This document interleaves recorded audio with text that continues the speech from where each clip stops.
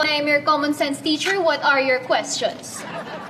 Ma'am, nalulunod din po ba yung mga isda? Oo. Kaya pag tinanggal mo sila sa tubig, sumasayaw sila sa tuwa. Ay ma'am, bakit kulay orange ang prutas na orange? Ano ang kulay katabi ng orange sa rainbow? Yellow? Ano ang kasama ng orange juice pag iniinom mo? Yellow. Next question. Ma'am, bakit po ba yung lechon laging may apple sa bibig? Hindi kasi kasya sa puwet. Tsaka syempre, tayo lang ba ang kakain?